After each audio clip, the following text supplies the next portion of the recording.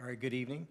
I'd like to call to order the Board of Zoning for October 6th, 2025, and ask Secretary to do a roll call. Yes. Norris Friesen, Present. Ashley Allen, Chris Kaufman, Present. Tanner Babb, Amy Richard. Present. Thank you, Miranda. I'd like to now ask if there is, or ask first an entertain for a motion of approval of the minutes from the previous meeting. I move the minutes be approved. I second it. First and a second. All those in favor? Aye. Any opposed? And then proceeding on to our business for the evening, I'd like to ask first if anybody on the board has a declaration of a conflict of interest. Hearing none, we will move on to docket BZ 25-006, application filed by Brandon Foster requesting a variance from development standards to allow a 5% variance from the maximum 25% total gross floor area of a dwelling unit or a home occupation type 2, electrical contracting, on a property located at 2530 West Park Drive. So I'd like to ask the applicant to step to the podium, state your name and address for the record, and then state your request. My name is Brandon Foster. My address is 2530 West Park Drive. I am here to request multiple variances for the property. Can you tell us about the first one? Yes, the gross square footage being used. Hold on one second. Before I do, actually, I need to make an announcement. Because there's only 3 of the 5 members tonight, any decisions we make would have to be unanimous. And if we are not unanimous, it would have to be tabled for the next meeting. Everybody understand? All right, thank you. I am here to request a variance on the square footage being used. I'm using roughly about 5% more than what is allowed. All storage, all materials, everything of that nature is kept inside the garage. The garage is attached to the house. There is a separate entrance from one garage to another, also a back door. There's nothing that is stored outside whatsoever. No hazardous materials, anything along those lines. Really just conduit, pipe, wire, things of that nature. Yeah, that's All right, thank you.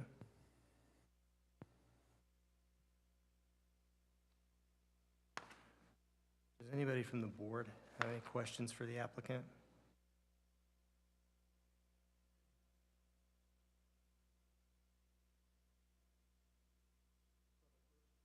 I'm sorry. So the first item we have here to consider is that the ordinance allows 25%.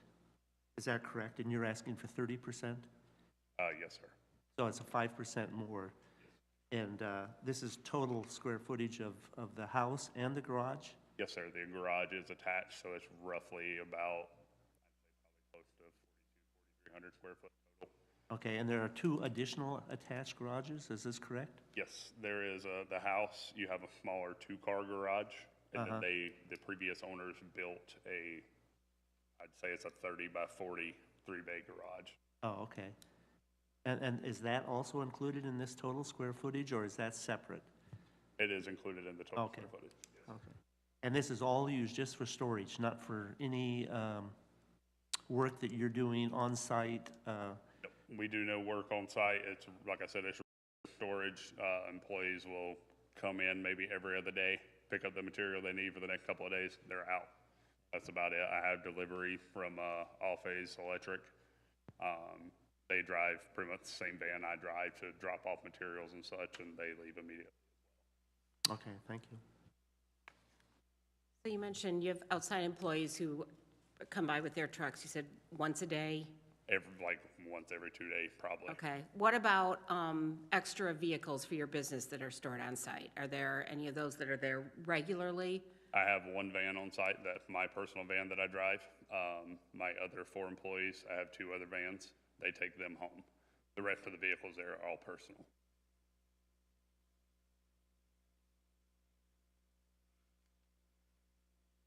There- Just for clarification, I think for the board, and then, you know, if I can ask Bryn for some guidance.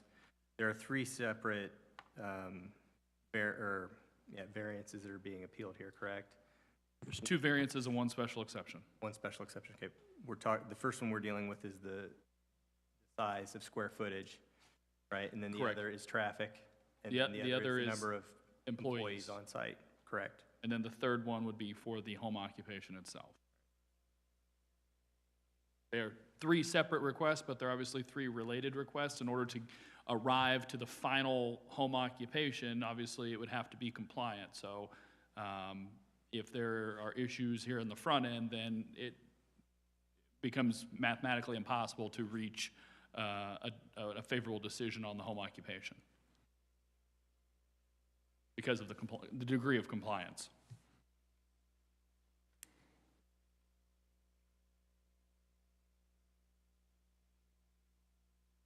How long have you been operating your business out of your home from here? Has it been since you moved in, or? Oh, yes, sir. Yes, I bought the house intentionally for the shop in the back, because it's me and 4 other guys. So I'm not per se big enough to have a big commercial building or anything along those lines. So specifically bought for that reason. Probably been since Oh, so it's just currently within the last year?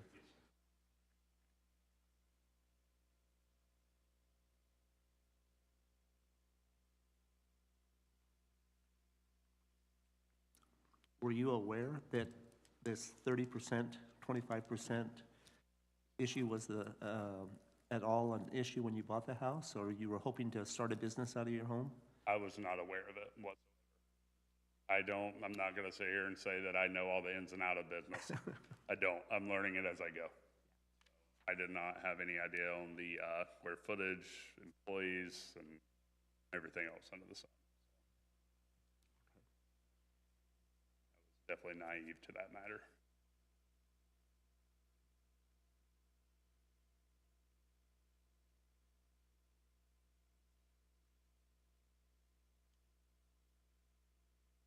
Just, Bryn, if I can get a point of clarification, the application itself says it's 20%. The letter back to the applicant says 25% was the limit. Is it 5% or a 10% difference?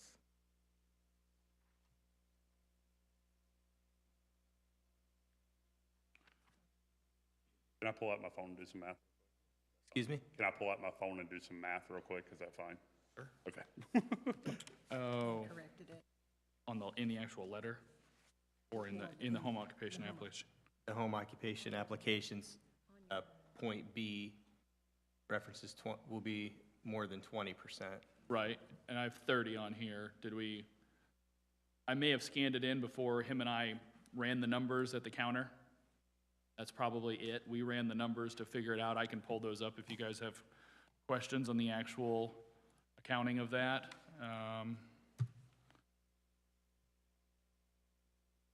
No, I guess my question was, in the letter back to Mr. Foster, says no more than 25% of the total gross floor of the said dwelling units shall be used for such home occupation. So in the letter, it seems like 25% is the threshold, but on the application itself, it seems 20% is the threshold. So it is not, okay, I follow you now. The thresholds are different between type 1 and type 2.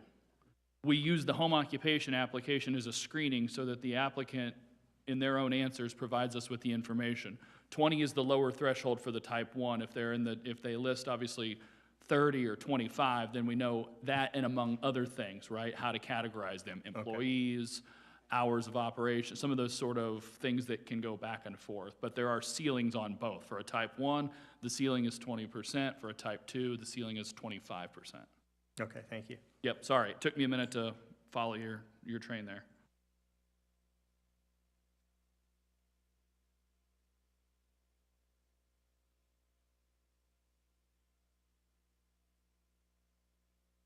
And does anybody else from the board have questions for the applicant?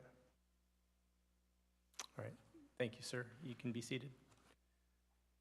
And we will open the meeting to the public and invite anybody who wants to speak for or against this request to come forward.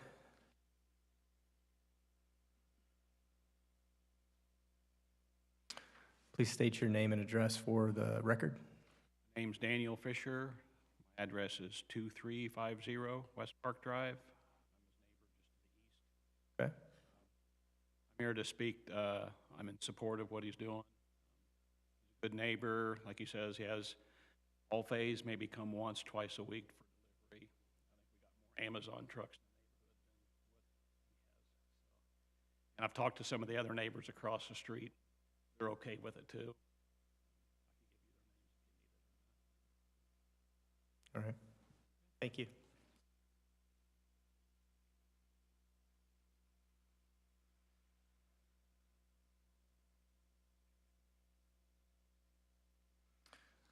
All right.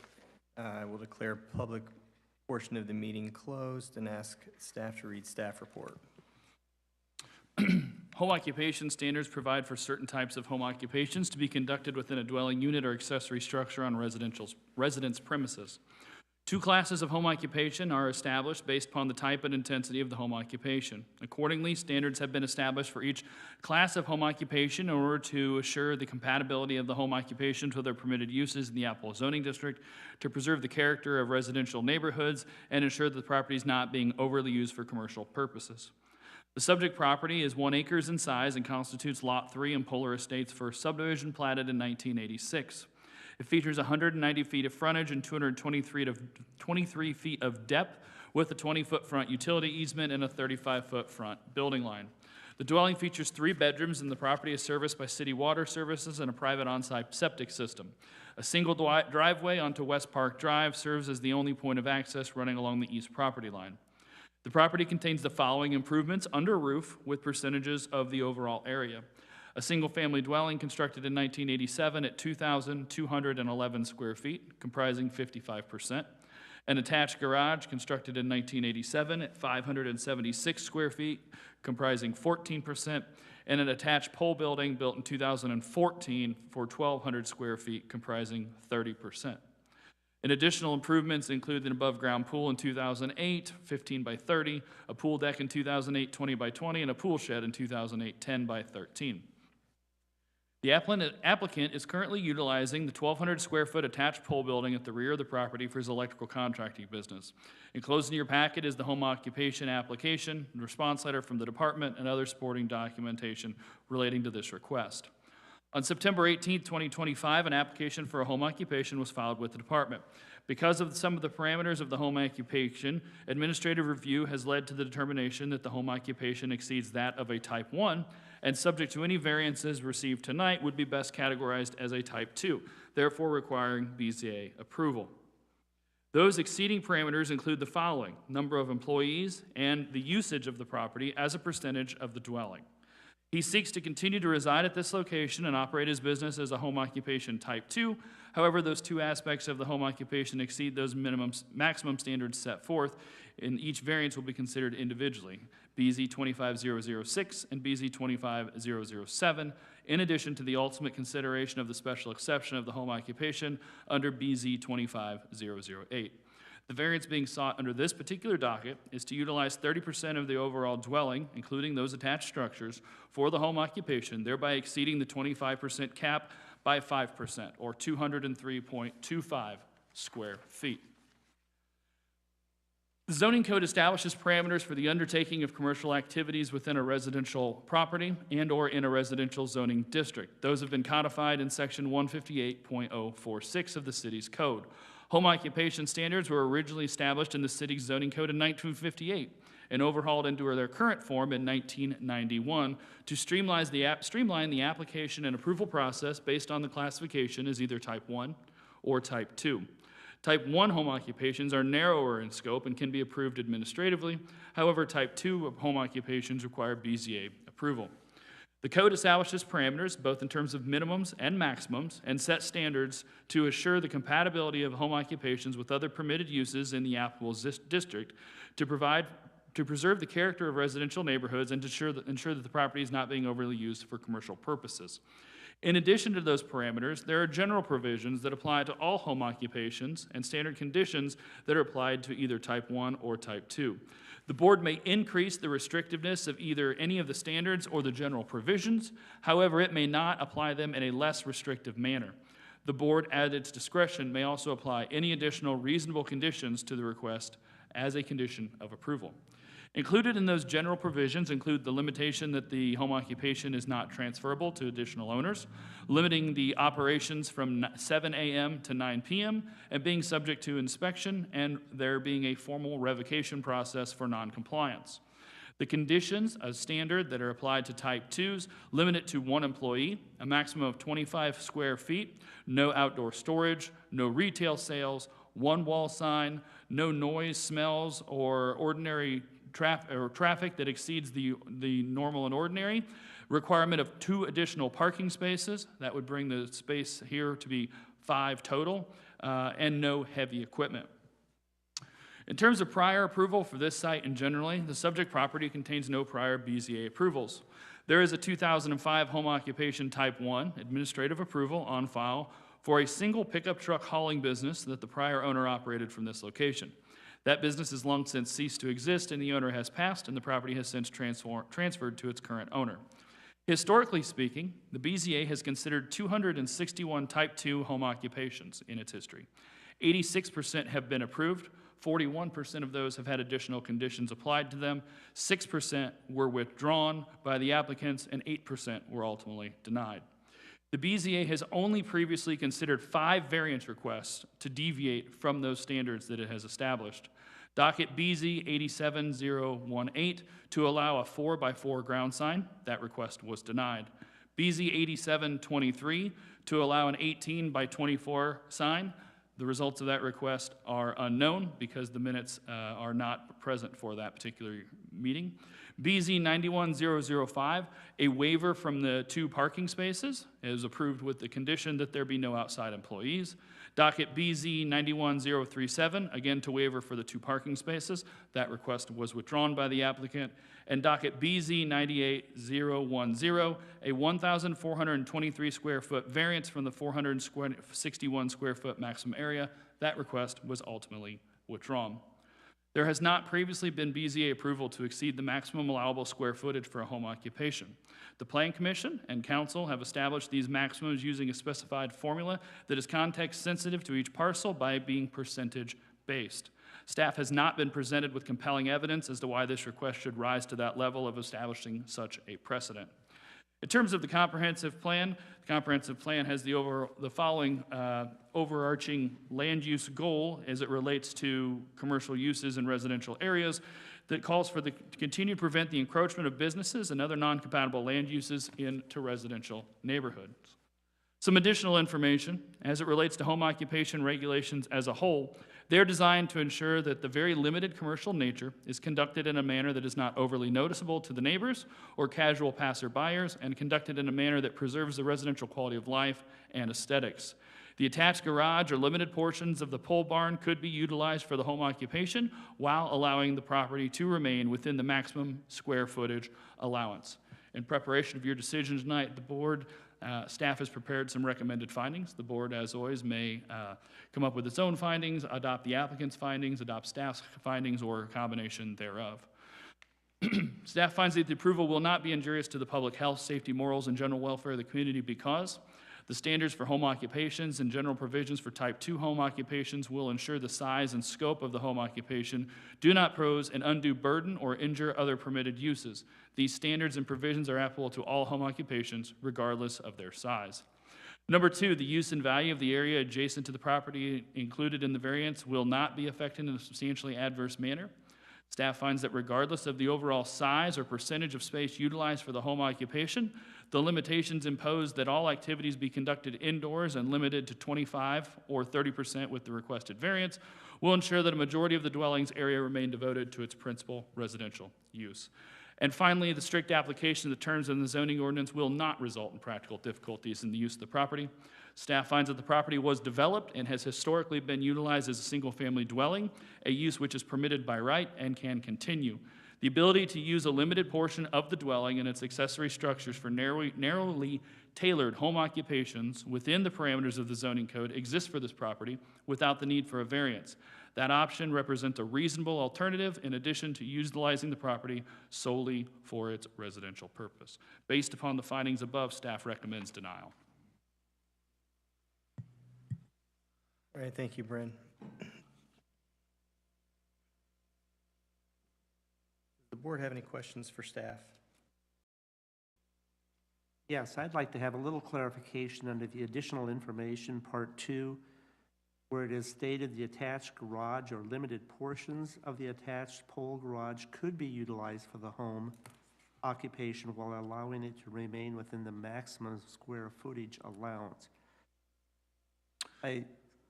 Explain that. I mean, Yep. clarify that, please. So it's all percentage-based, right? And so if he were to utilize the two-car attached garage, which only constitutes 14% of the overall primary structure with attached structures under roof, he could do that by right and be compliant with the ordinance. He could also utilize a portion of the garage, of the pole barn, and stay within that 25% cap. There are reasonable options for him to meet the minimums and maximums established by ordinance that I feel do not rise to the level of needing a variance. So basically, if you were to just reduce the amount of space being utilized by 5%, it's unnecessary. Right. Got it. Now, that becomes an enforcement type thing at that point, right? We've got to check on that and make sure, but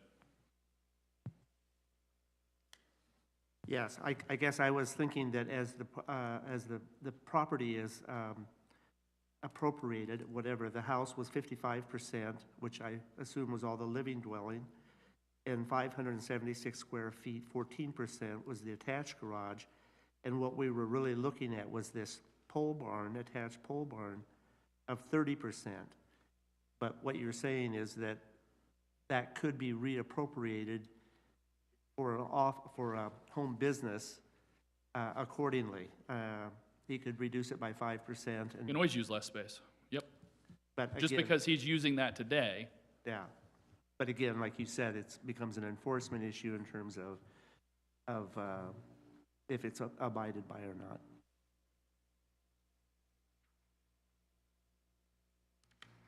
Any other questions for the board, or from the board? Nope. Hearing none, thank you. Miranda, will you please read the findings of fact? Number 1, the approval will or will not be injurious to the public health, safety, morals, and general welfare of the community because Will not, per staff finding. Chris Kaufman, Will not. Norris Friesen, Will not. Amy Richard. Will not. Number 2, the use and value of the area adjacent to the property included in the variance will or will not be affected in a substantially adverse manner because Will not for staff finding. Amy Richard, Will not. Chris Kaufman, Will not. Norris Friesen. Will not. Number 3, the strict application of the terms of the zoning ordinance will or will not result in practical difficulties in the use of the property because Will not, per staff finding.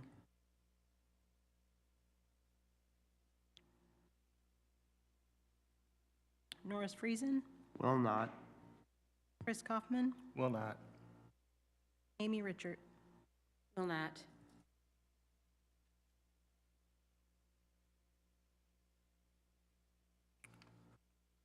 All right, thank you. After findings of fact, I'd like to entertain a motion to approve or deny docket BZ 25006. I move that docket BZ 25-006 be denied. Got a first, I second it. first and a second. All those in favor? Aye. Any opposed? All right, Mr. Foster, I'm sorry, the first one has been denied. Under the, make the assumption that you could reduce your space a little bit and still be within compliance. Do you want to continue on with the other requests?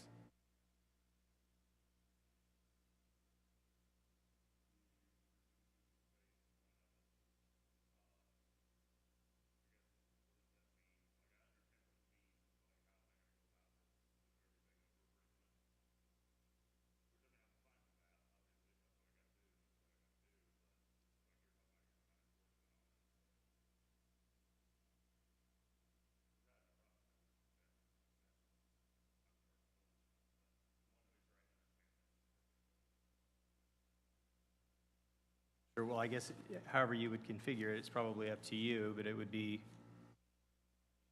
I don't know how we would check on that, Bryn, but there would have to be, basically, we're saying if you can keep it within the 25%, there's no issue. Right. So I don't know if you would, I don't know how you would go about that. It would be up to you, and, Right, because there's a big difference between 25% and the 14% of the other garage.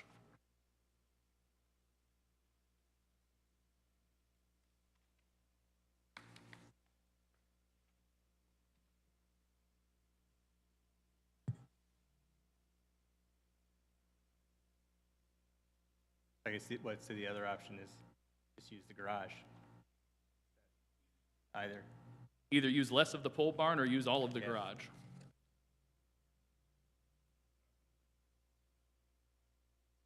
That what number was 203.25 square foot.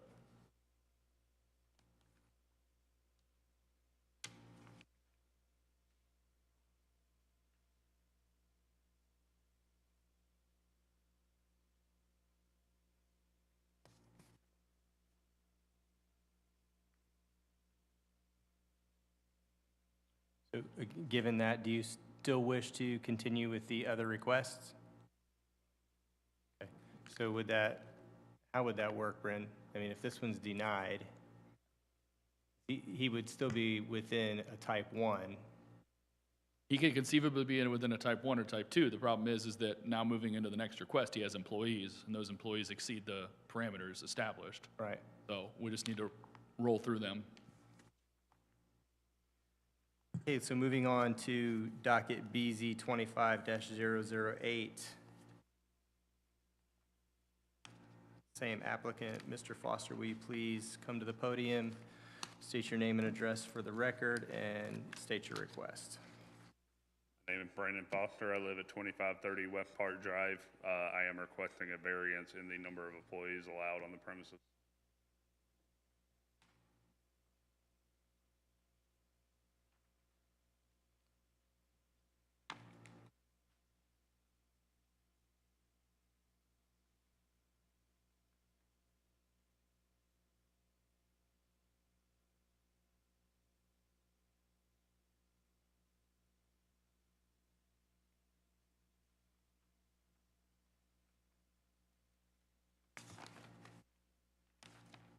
And the issue specifically is the number of employees, not the vans. Is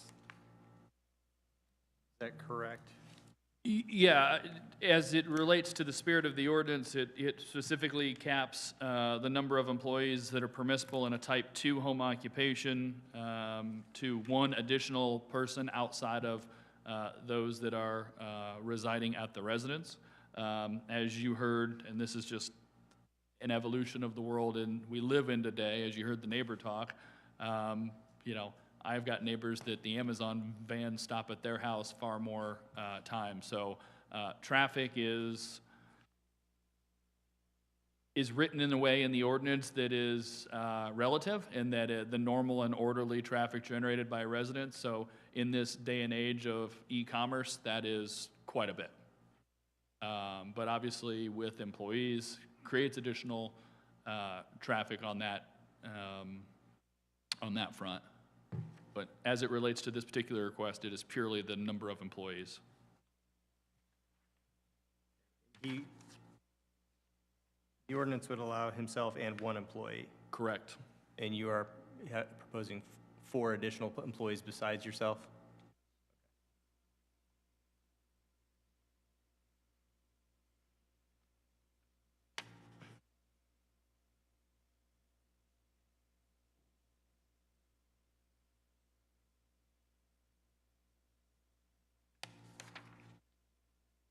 Does the board have any questions for the applicant regarding this particular request?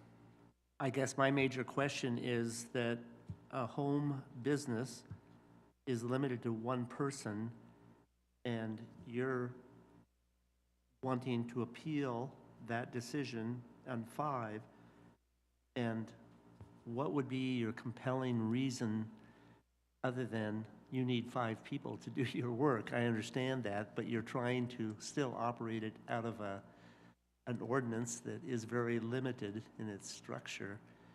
On what basis do you feel like this is really needs to be justified from any other situation we would see? Right, no, I understand that. So like I said, my employees, if they're there, they stop. They're there for 5 minutes tops, and they're not at the house, you know, or the residence, whatever, the building, and hanging out. They're not, you know, all around that general area. They're not stopping traffic coming in and out. You know, they're doing nothing crazy. And like I said, they're there for 5 minutes, and half the time they don't even go inside.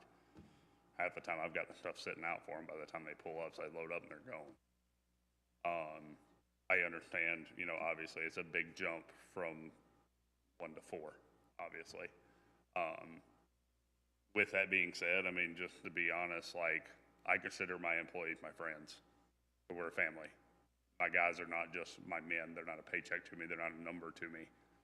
I'm the type of boss that I sit here and I worry about the fact of how I'm going to pay my men before I worry about myself. I make sure that they're paid. I make sure that they're taken care of. So again, yes, they're my employees. It's just the reality of it, but they're also my family. And just in that sense, like, I understand the ordinance says that I can't have, you know, more than 1 employee on site besides myself. And I get that. And the reason I'm applying for that variance is, quite frankly, like, they're not really there. They're on the property, but they're not hanging out. They're not staying there. You know, I don't have them inside working on stuff and building stuff and making a bunch of noise, everything else. Easiest way I can word it. So you would describe your facility more as a distribution center, that you are just, you don't I mean, sit pretty there much. and look at the specs of what you have to work with and kind of say, okay, how are we going to do this? Nope, I put it all together for them. So that's all done individually, and so, I do it myself, and I have everything ready for them. They pull up, they load up, they're out. They're there for max. I think the longest I've had an employee there loading up probably 10 minutes. That don't happen often, but most of the time it's 3-4 minutes and they're gone. As I'm looking at the pictures, I just want to verify that what I'm seeing here is correct. So they're not parking on the street. They're pulling into the driveway up by the garage. So there aren't trucks sitting in the street Yes, ma'am. waiting to load up. Okay. Yes, ma'am. Yeah, and I keep my personal van parked on the backside as well. So pretty much everything about the business is it.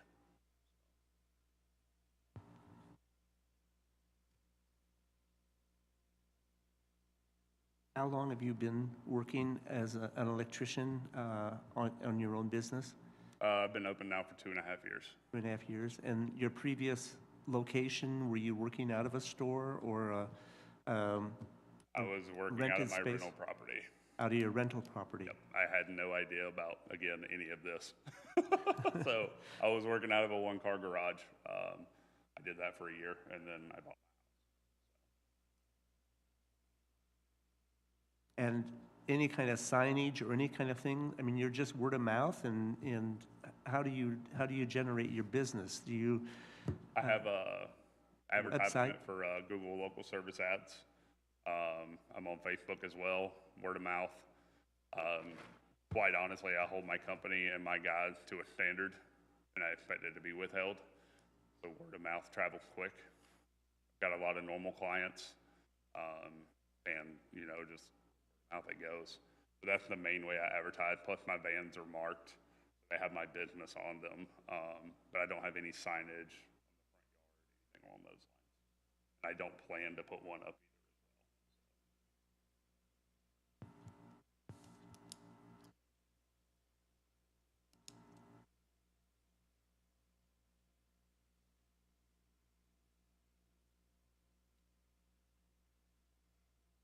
The way that the house is laid out, can you see any of, I see pictures of the van and a dumpster, and can you see any of that from the road?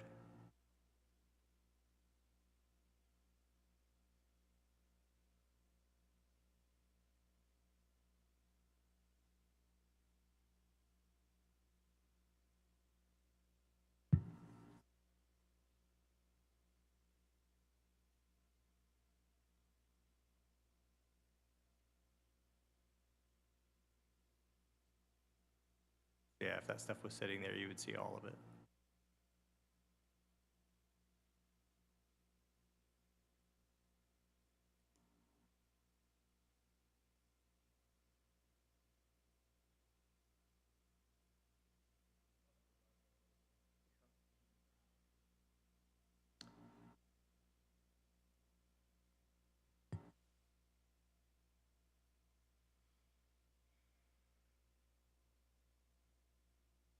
Right.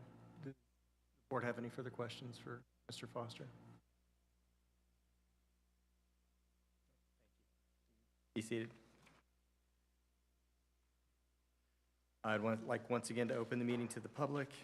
Invite anybody who wishes to speak on behalf of the application. Please come forward, state your name and address for the record, and do so. Name's Daniel Fisher. Address is 2350 West Park Drive. I just wanted to confirm that what Brandon said is true. Delivery truck comes maybe once, twice a week. Service the guys that work for him.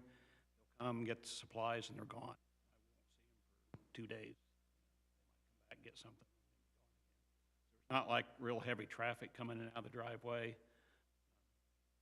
And I have no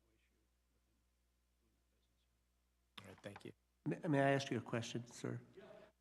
Your house in relationship to where Mr. Fisher there. lives? You live right exactly next door, so you look across and you can see his garage I and, can see his garage. And- Normally, the garage doors are closed all the time. We'll open them, get the supplies out. I see no other activity over there, no noise. Thank you.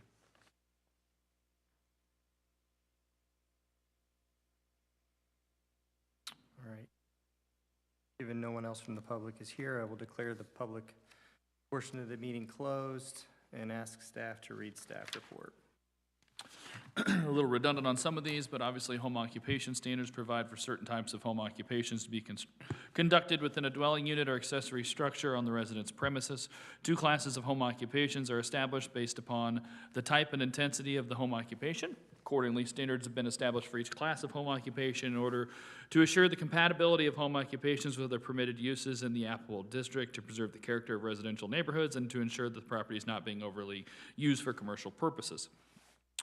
Subject property is 1 acre in size and constitutes Lot 3 in Polar Estates' first subdivision, platted in 1986. It features a 190 feet of frontage, 223 feet of depth, with a 20-foot front utility easement and 35-foot front building line. The dwelling features 3 bedrooms on the property and is serviced by city water and a private on-site septic system. A single driveway onto West Park Drive serves as the only point of access running along the east property line. Property contains the following improvements: under roof, single-family dwelling, attached garage, and attached pole building, those being 2211 square foot, 576 square foot, and 1200 square foot respectively, in addition to an above-ground pool, a pool deck, and a pool shed.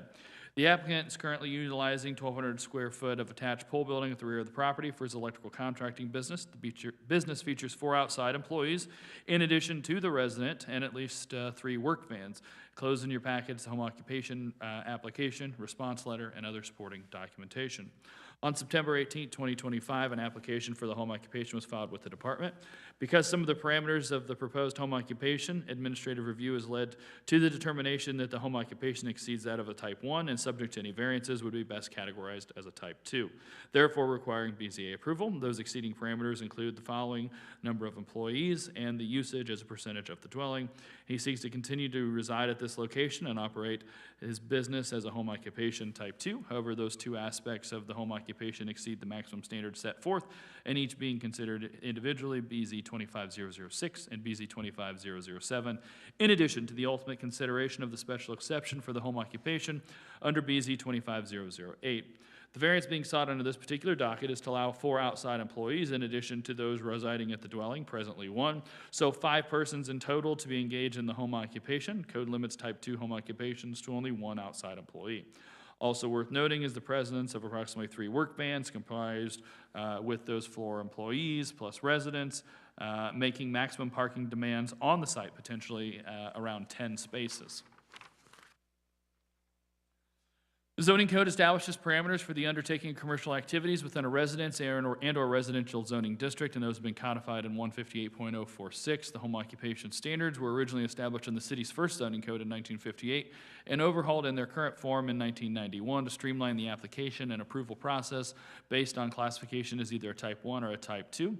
Type 1s are narrower in scope and can be approved administratively, but type 2s require BZA approval. The code establishes parameters, both minimums and maximums, and set standard to assure that the compatibility of the home occupation with other uses permitted in the Apple District to preserve the character of the residential neighborhoods and to ensure the property is not being overly used for commercial purposes. In addition to those parameters, there are general provisions that apply to all home occupations and standard conditions that apply to each type 1 or type 2. The board may increase the restrictiveness of the standard or general provisions, however, it may not apply them in a less restrictive manner. The board, at its discretion, may also apply any additional reasonable conditions to the request as a general condition of approval. Those general provisions include the non-transferability of the home occupation to subsequent owners, the limits of the home occupation being conducted from 7 a.m. to 9 p.m., being subject to inspection by staff, and a formalized revocation process. Type 2 conditions include limiting them to 25% square foot cap, no outdoor storage, no retail sales, 1 wall sign, no noise, smells, or traffic outside of the ordinary, 2 additional parking spaces, although 5 total for that, and no heavy equipment. The subject property contains no prior variances. There is, or BZA approvals. There is a 2015 home occupation administrative approval for single pickup truck hauling business that the prior owner operated from this location, and that business has long ceased to exist, and that owner has passed, and the property is transferred to its current ownership. Historically speaking, as I stated before, the BZA is considered 261 home occupations type 2. 86% were approved, 41% with additional more stringent conditions, 6% withdrawn by applicants, and 8% were ultimately denied. The BZA has only previously considered 5 variance requests to deviate from those standards. BZ 87018 to allow by 4x4 ground sign, denied. BZ 8723 to allow a 12x24 sign, unknown outcome. BZ 9105 to waiver the 2 parking spaces, approved with the condition that there be no outside employees. BZ 9137 to waiver from the 2 parking spaces, withdrawn. And BZ 9810, 1,423 square foot variance from the 461 square foot maximum area, that was ultimately withdrawn. As I stated, there has not previously been a BZA approval to exceed the maximum outside employees for a home occupation. The Planning Commission and Council have established these maximums in order to apply to all type 2s uniformly, and staff has not been presented with compelling evidence as to why this request should rise to that level of establishing such a precedent, and additionally questions the scale and scope of 4 to 5 person business being operated from a residence as being appropriate, meeting the spirit of the ordinance. As stated previously, the comprehensive plan calls to continue to prevent the encroachment of businesses and other non-compatible land uses into residential neighborhoods. As it relates to home occupation regulations as a whole, they are designed to ensure that the very limited commercial nature is conducted in a manner that is not overly noticeable to neighbors or casual passerbyers, and conducted in a manner that preserves the residential quality of life and aesthetics, and that sufficiently appropriately zoned commercial land and property exists elsewhere in the city for this business use. In preparation of your decision tonight, staff's prepared some recommended findings. As always, the board can adopt these findings, adopt its own findings, adopt the applicant's findings, or some combination, any combination thereof. Staff finds that the approval will not be injurious to the public health, safety, morals, and general welfare of the community because the standards for home occupations and general provisions for type 2 home occupations will ensure the size and scope of the home occupation do not pose an undue burden or injure other permitted land uses. The standards and provisions are applicable to all home occupations regardless of scale in terms of employees. 2, that the use and value of the area adjacent to the property, including the variance, will be affected in a substantially adverse manner. Staff finds that the scale of proposed residentially based business with up to 5 employees, 4 of them being non-residents, will rival the intensity of the underlying principal residential use. Visible features of the business, 3 work vans, 4 employees and their vehicles, a dumpster, and equipment will all allude to commercial happenings at this location. Such use will impact the residential character and quality of the neighborhood and therefore may have an adverse impact on nearby values and uses. And number 3, the strict application in terms of the zoning ordinance will not result in practical difficulties in the use of the property. The property was developed and has historically been utilized as a single-family dwelling, a use which is permitted by right. The ability to utilize a limited portion of the dwelling and its accessory structures for narrowly tailored home occupations with no more than 1 outside employee and within the parameters of the zoning code exists for this property without the need for the variance.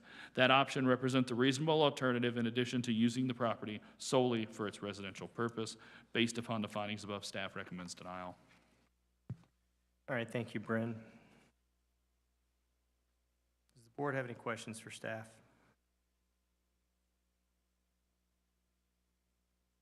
To just clarify again, the home business is really designed, type 1 and type 2, is to operate out of the home, such as a beautician or a tailor or some other kind of work in which only the owner would be the employee. Is that correct?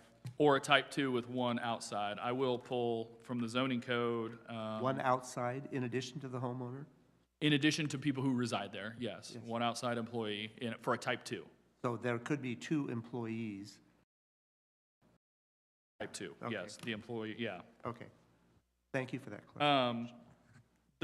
The zoning code does give some examples of type 1 and type 2, and granted, some of these are a bit dated, so bear with me. The following uses are examples of home occupations which may be classified as type 1. Telephone answering and solicitation, home crafts, computer programming or desktop publishing, typing or secretarial service, painting, sculpturing or writing, dressmaking, sewing or tailoring, drafting or surveying, consulting services, mail order business, not including retail from site, and sales representatives having office only. The following uses are examples of home occupations which may be classified as type 2. Attorney's office, insurance sales or broker, real estate sales or broker, jewelry repair, shoe repair, carpentry and cabinet makers, ceramics which involve the use of a kiln, medical or dental office, catering or food preparation, pet grooming, barbershop or beauty shop, photo studio, appliance repair. Thank you. I appreciate So, Bryn, just for clarification as well, on these, when we have to consider, for example, whether or not it will result in practical difficulties on the use of the property, it's use of the property as a residential property, not whether it makes practical difficulties for his business, because it's not zoned for a business. Correct. Thank you. And even if all of his neighbors were okay with this, that really has no bearing on how it could affect the property and the character of the neighborhood, because future neighbors might feel differently. That is correct. The decisions that the board makes here run with the property. The General Assembly and state law has set up the wording of the actual findings of fact. They oftentimes are tongue twisters and they're very nuanced. The Indiana Court of Appeals, the Indiana Supreme Court have consistently applied and heard cases in which they've applied what are those definitions of the terms practical difficulty, what are those definitions of some of the other variance of use standards, special exception standards, and happy to go into that in greater detail, but Part of that is, in those court interpretations, is whether or not any practical difficulty may or may not be self-induced, self-created. Did the applicant start a business, grow a business, move a business into this location without first checking? Sounds like that may be the case. It'd be up for the board here to determine whether or not that is, an injury or a condition that is self-created. But going back to your more basic point, Chris, whether or not the neighbors are in agreement, and certainly as a public hearing, it's important that we take that into effect, or the board take that into consideration. That is not one of the findings of that. Do all the neighbors agree? Right. And in order for this body to not set the precedent by considering factors that are beyond the scope that the General Assembly has created, and therefore setting a precedent that may potentially hamstring the board in a future decision, it's important that the board stick to the spirit of the law and the interpretations that the courts have set out when making its fact-based decisions.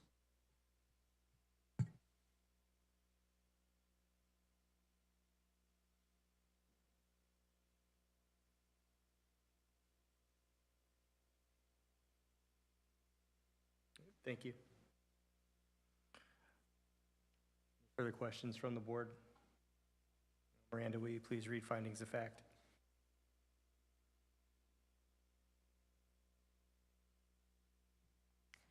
Number 1, the approval will or will not be injurious to the public health, safety, morals, and general welfare of the community because Will not, per staff finding. Norris Friesen, Will not. Chris Kaufman, Will not. Amy Richert. Will not. Number 2, the use and value of the area adjacent to the property included in the variance will or will not be affected in a substantially adverse manner because Will, for staff finding. Chris Kaufman, Will. Amy Richert, Will. Norris Friesen. Will. Number 3, the strict application of the terms of the zoning ordinance will or will not result in practical difficulties in the use of the property because Will not, per staff finding. Amy Richert, Will not. Norris Friesen, Will not. Chris Kaufman. Will not. Thank you, Miranda. After hearing findings of fact, I'd like to entertain a motion for approval or denial. I move that docket number 25-007 be denied. First Second. and a second. All those in favor? Aye. Any opposed? All right, Mr. Foster, I'm sorry, second request has been denied. Sure. Okay, so, and I don't know if y'all know this, and at this point, I hate to do it, but Amore Excavating holds weight in this town. They do a lot of work. They've been around for a long time. And I know that they operate out of that house, right across from ours. I know for a fact, I've seen the trucks go up and down. We're talking big dump trucks and everything else.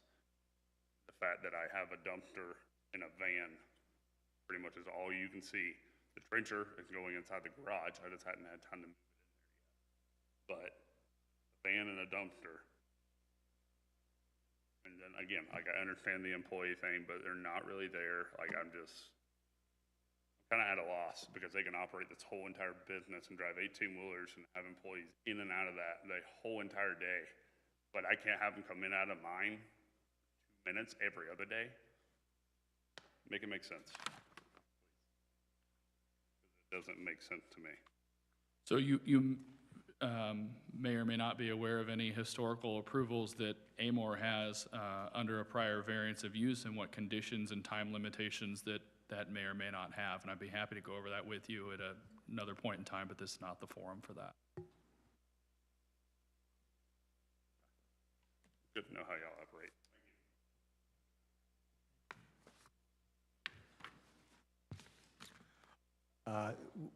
We would consider that official withdrawal of the third request? Yeah, give me 1 second. So we do this by the book?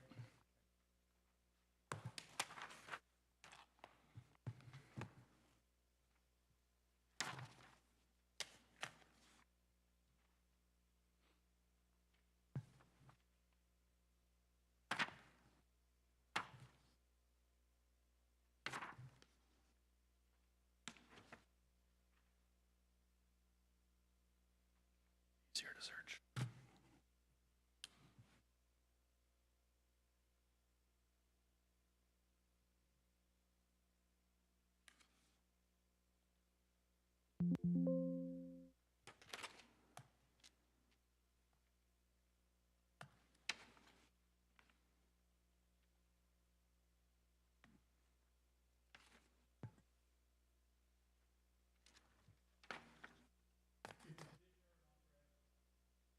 If the petitioner or an authorized agent for the petitioner fails to appear at the scheduled hearing to represent the application, the board may continue or withdraw the application.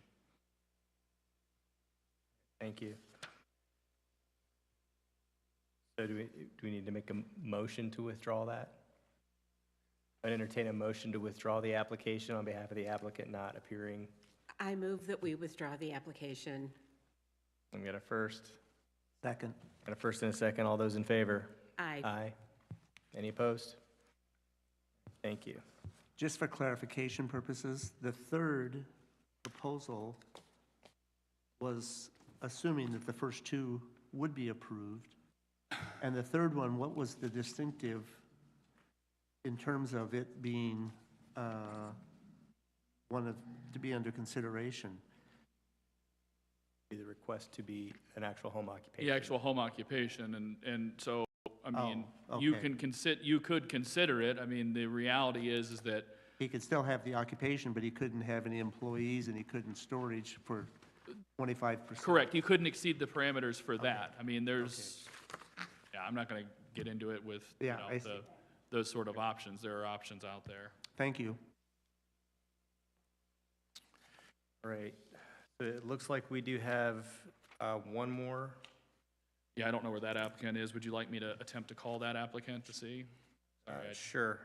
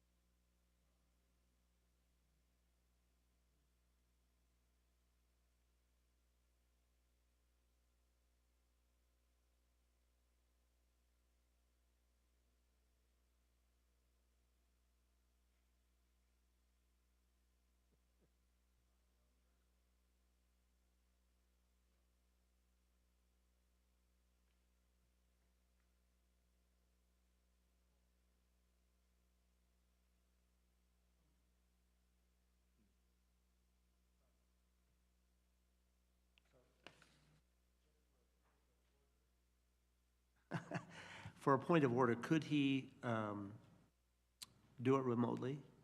Or does he have to appear in person? Got to drive down. Yeah. Well, from Arrowhead Trail, which is, Yeah. whatever. At least, The rules don't mention anything about the applicants appearing remotely like the board members, decision makers. and if he just chose not to appear and just to allow it to stand as is based on your staff findings, could he allow that to happen? As a point of order, again, I'm not. The clear. board may continue or withdraw the application. So you could continue with it, you could continue it to another meeting. So if the information was sufficient in terms of the This is a evidence pretty to provide- straightforward request, but Yeah. ultimately, as a quasi judicial body, I don't want you guys to be here any longer than you have to be, but I think it's important that the applicant be here in order to Right, answer questions right. and things like that. Right. But I'm assuming as well that Mr. Foster also knew ahead of time that he had the right to appeal, but that, that the office stipulated these are the conditions.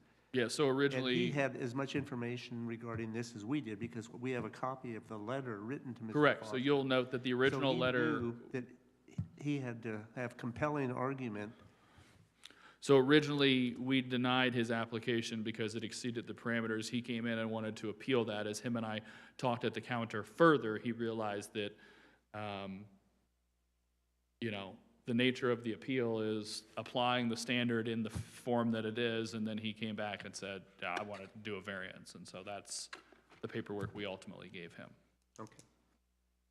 So in some ways, it wasn't a total surprise what the decision might be, but yet on the other hand, it's his right.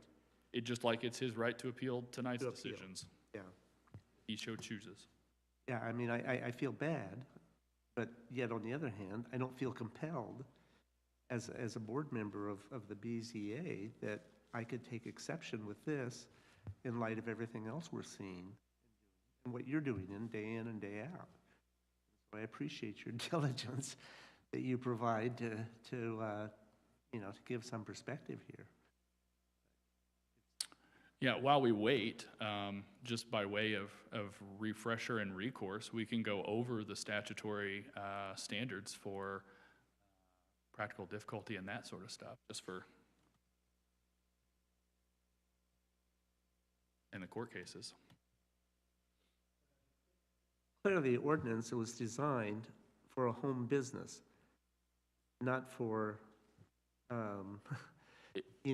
to have multiple there are- employees. And Yeah.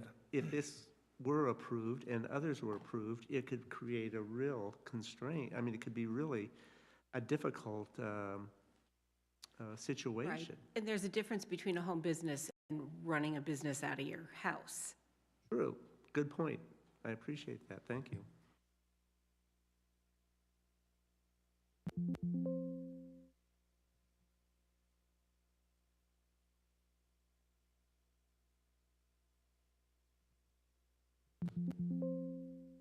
Do we have any idea how many I think you've said this before when we had another conversation about how many businesses are operated out of the home.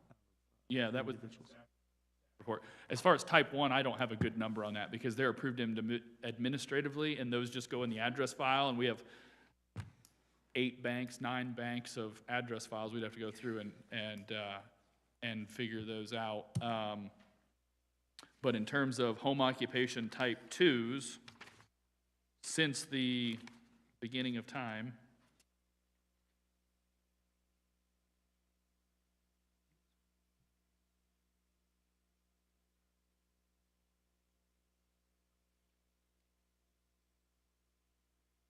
I guess it's in. Sorry.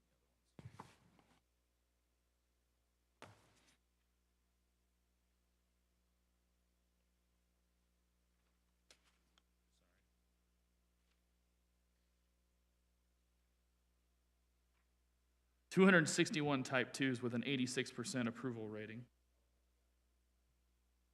40 of those 86%, 41% got additional conditions.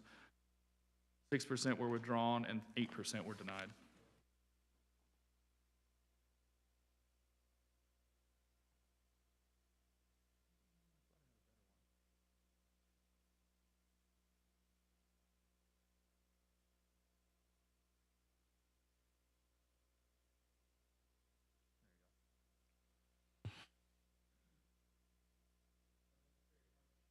This is for a use variance, development standards. So there's 2 different terms, and I talked about those originally.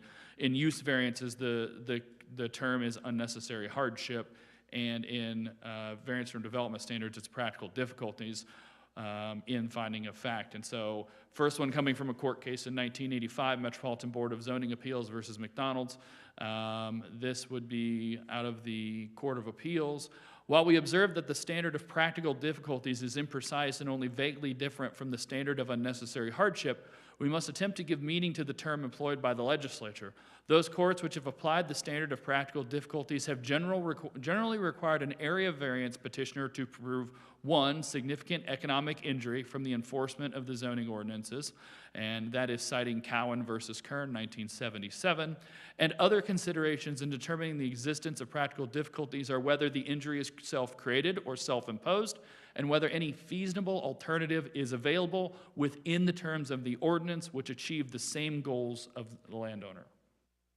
So, can you scale back a home occupation, or whether the employees or the area, and still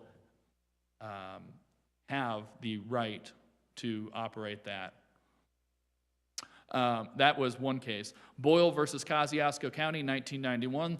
The record is devoid of any indication that denial of the variance would result in practical difficulties in the use of the property, much less unusual or unnecessary hardship. Boyle is free to place a storage area and deck on his property in a manner compliant with the applicable zoning laws, although he will have to remove the storage structure and the deck from their present location, a removal that may result in destruction of the improvements. Such removal does not interfere with the practical use of the property. So that goes back to, Chris, your point, that underlying residential use there. And then unnecessary hardship, which is for a use variance. We don't see those anymore. Well, there he is.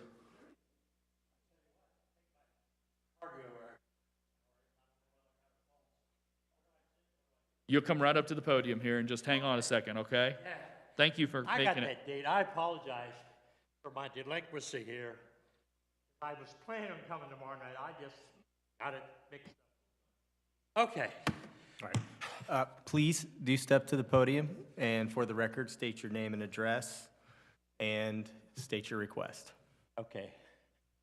Don Sherman's my name, and 1900 Arrowhead Trail, Huntington, Indiana. My request is basically, since I have my fence built, it's really pretty, that status quo remains, that I can keep my fence. Let me give you just a little bit of a background here. In 1988, probably before most of you guys were born, that's a compliment. I had Steve Gray. Well, that's a Steve Gray and the late Marv Tudor put my fence up right after well, anyway, so they put that up, went through a permit, got the variance okay by the various utilities, and then this last spring, that fence said goodbye after the winds took it down in the back, just the back. And I had a person that was recommended to me to take the old fence down, the back towards the highway, and put it back up. His name was Steve Mertz. He was recommended to me by Rick Hall, who's a local kid. Anyway, he does that. He does not get a permit. He was assuming that since it was already built and everything, it was just a repair job. So obviously we didn't do that by purpose. I didn't even know that he didn't do that.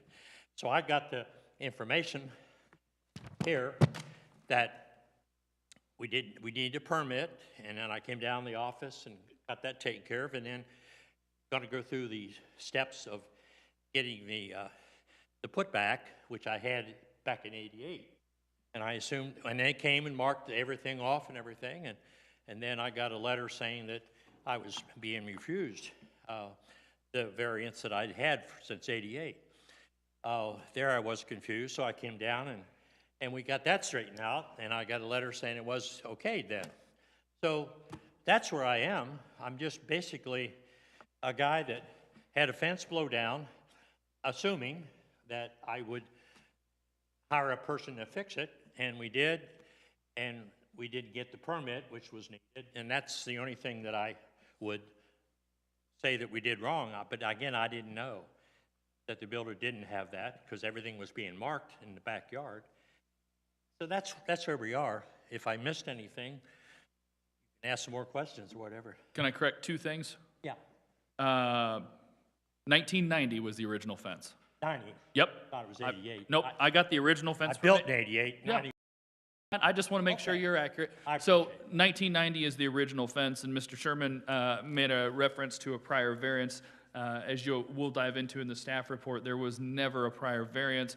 They, and I'll get into this in more detail, they handled utility clearance quite differently in 1990 than we do today. And as Mr. Sherman and his colleagues learned from interacting with Duke Energy, it's a different world now. Miranda can attest to that. But I just wanted to clarify that for the board, and we'll get Okay. into the rest when we get into staff report.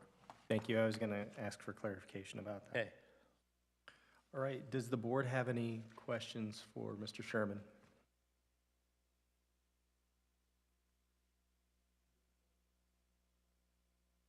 Yeah.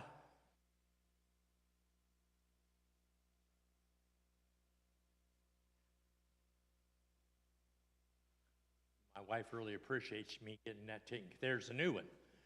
Yeah. I'm one of the few ones that mow on the other side towards the road, by the way. I wish more neighbors would. Uh-huh.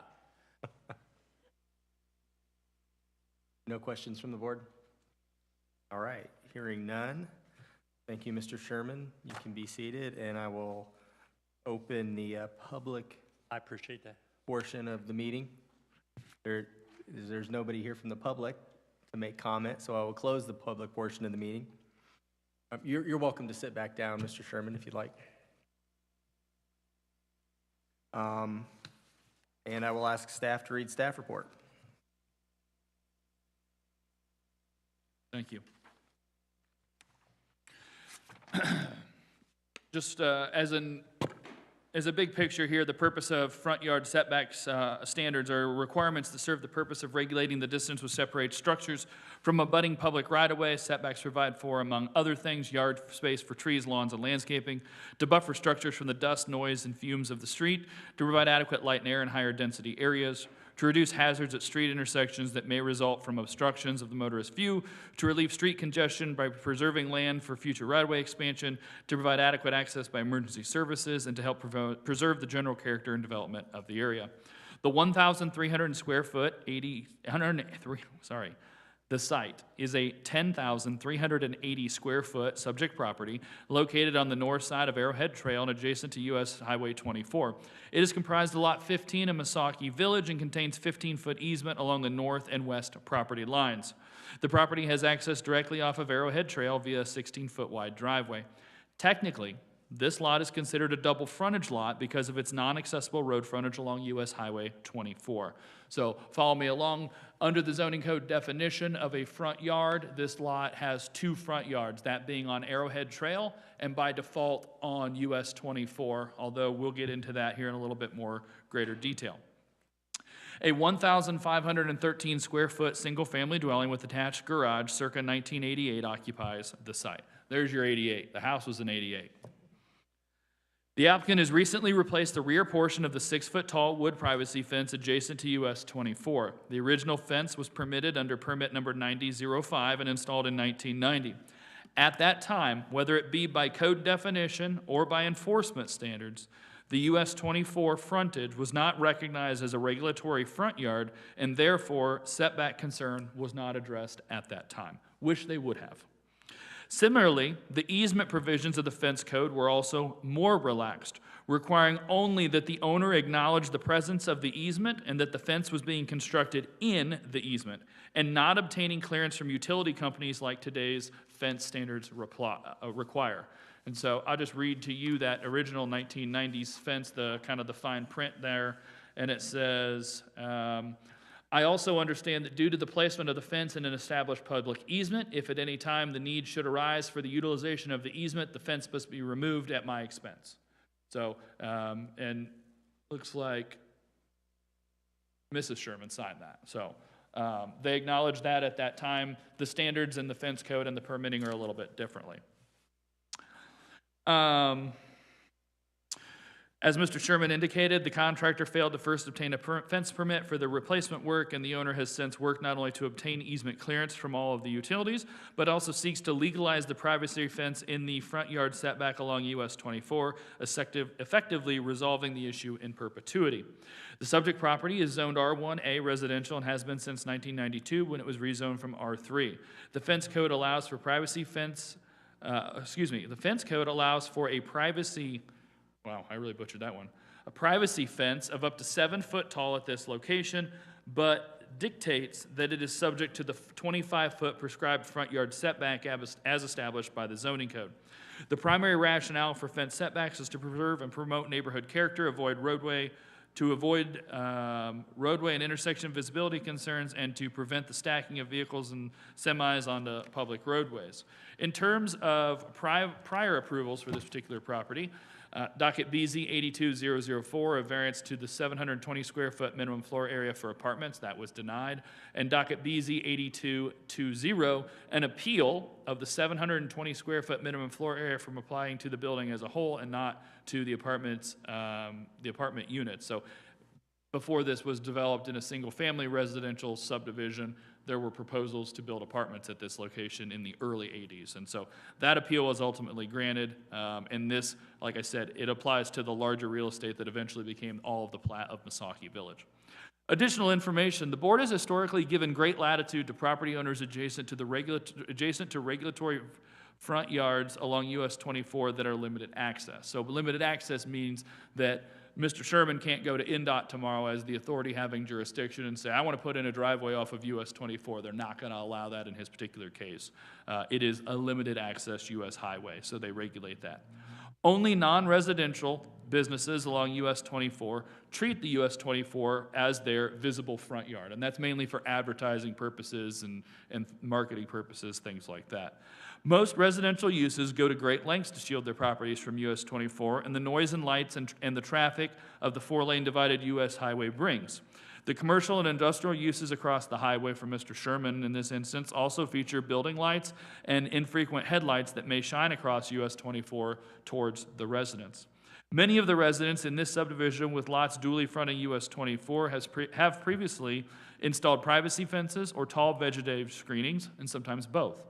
With the exception of this pending request and one other fence code appeal to the Board of Works in 2023, none of the other fences of the 1980s and 90s circa in Misaki Village have previously sought or received a variance, largely due to their age and the regulation at that time. The board previously has considered front yard variances for other properties along US 24. In preparation of your decision tonight, the board has to adopt some findings. Staff's prepared some findings. Mr. Sherman has proposed some findings, and of course, the board can propose its own findings or adopt any combination thereof. Number one, the approval will not be injurious to the public health, safety, morals, and general welfare of the community because the fence will be located staff finds that the fence will be located entirely within the confines of this property. The fence will be permitted and inspected by the city and has already received utility clearance. It will serve as a barrier to minimizing uninvited guests, light, and noise from the busy highway from impacting the residential use of this property. Number two, the use and value of the area adjacent to the property included in the variance will not be affected in a substantially adverse manner. Staff finds that the installation of a new fence adjacent to US 24 at this location and replacing a similar fence which has previously existed for 35 years will have no impact on the underlying use of the property, which has been residentially zoned for nearly 50 years. The adjacent area has also been fully developed for quite some time, and it is unlikely to be impacted due to this minor upgrade.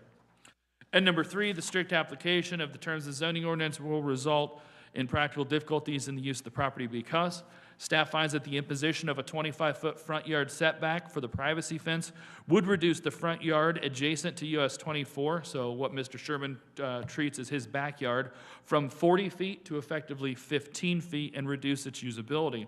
The extra wide right-of-way of US 24 rivals most other rights-of-way, and the nature of the proposed roadway with large volumes of high traffic and being elevated compared to the adjacent properties makes this an atypical roadway. While this frontage is a regulatory front yard, the limited access nature of the roadway does not make it a functional front yard. Based upon the findings above, staff recommends approval of the request.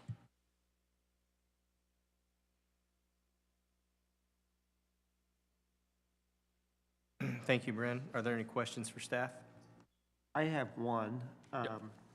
We're discussing a fence, and I noticed in the pictures that there are quite high shrubs, trees. Is the same statute apply to shrubbery and trees as well as fences, or is there some exception there? That is a really good question. So the fence code is contained within the building code and not the zoning code, but the setback standards are in the zoning code. And so I will just read you the literal definition of fence as has been adopted by City Council for quite some time. Any above-grade construction and/or growing vegetation that constitutes a material barrier to ingress and egress, marks a boundary, or encloses or screens land. Okay, thank you. It does, by definition. How we regulate that is a big difference, right? Like, fences are very, very visible and very easy to see. Shrubs, you could plant something that's small and it just slowly grows over the years. I can tell you that in my tenure, we've never permitted for a living fence, if that makes sense to you. So if Mr. Sherman would like to now camouflage his fence with shrubbery on that side and let trees grow up there, or some kind of designation, would he have to seek another permit to have that done, or? I wouldn't feel compelled to apply that in that particular Because, in that particular manner. Plus, well, permit, no, because, right, well, okay, thank you. yeah, provided he obtains a variance tonight, I think all of his woes go away. I don't know that he plans on planting anything. He may be just fine with the fence. It's a good question, Nori, but it's a bit of a sticky one. Yeah, well, the question was, because you mentioned in your report that other properties on either side of him either Yep. have fences or shrubbery, Yep. or both. And so I was just kind of wondering, But obviously, that shrubbery and those fences have existed since the right, mid to late 80s, and I don't know, without going back, what the definition was for them at that time, yeah, and how you would, those are large, right. much, 3 times the size of a fence. Right. I know why the code is written like that.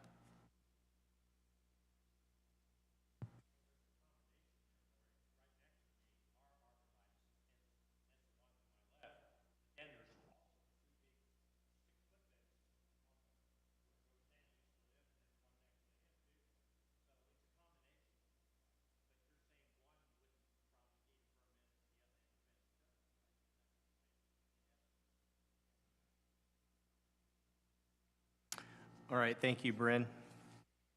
Any other questions for staff? Hearing none, I'll ask Miranda to read findings of fact.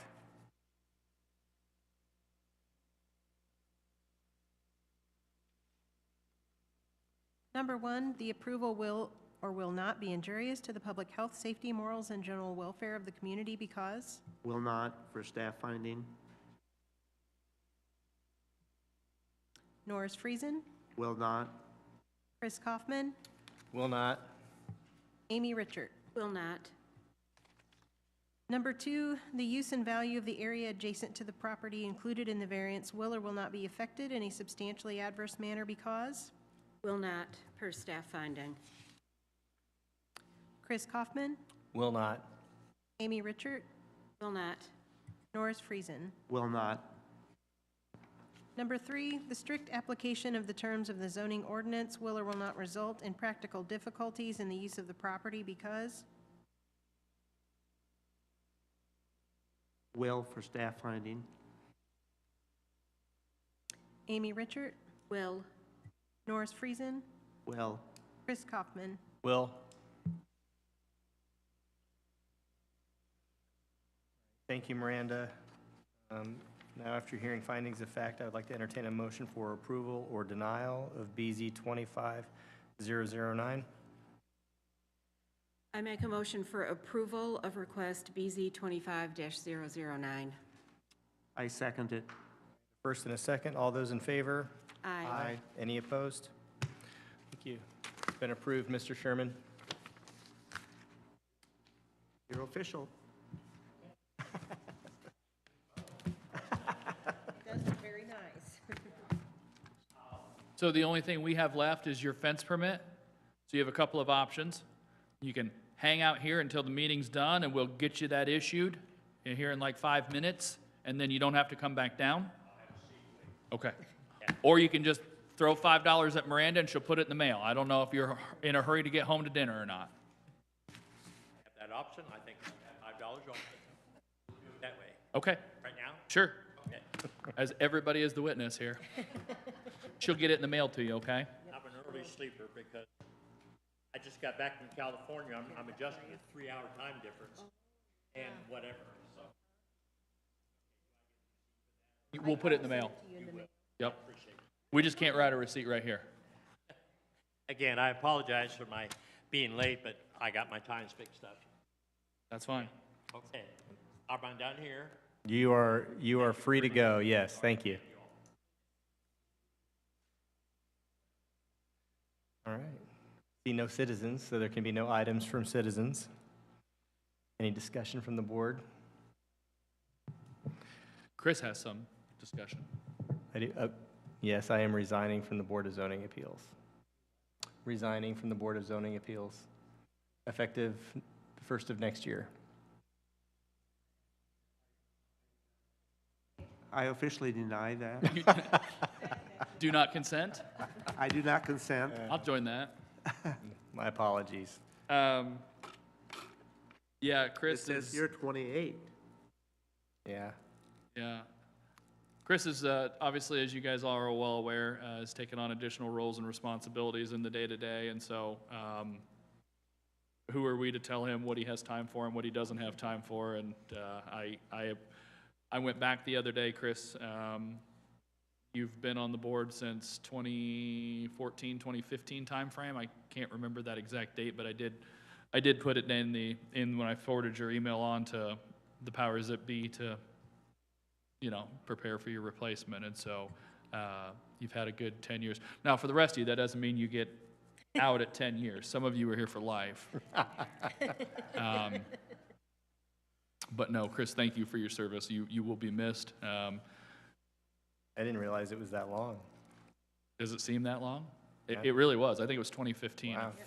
That long. Yep.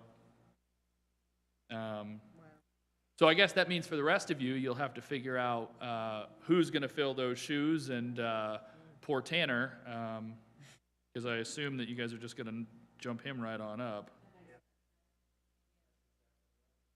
So, Seems fair, doesn't it? Well, it's apropos since he's not here to defend himself, so. we may be at December meeting, so you may have to face him. Okay. Yeah, so in the grand scheme of things, obviously that means somebody will have to take the role of chairman. Somebody, if that's the vice chairman moves up, then somebody will have to move into that role. Chris, it's the work here obviously is important, and it can be stressful and difficult at times. But I think I see this at the Historic Review Board when they had a little bit of a leadership change this year, and some different people stepped up into roles that they had normally. Running the meeting is a little bit of extra chaos added on to it. So, Yeah, it's not that difficult when it's well prepared, so.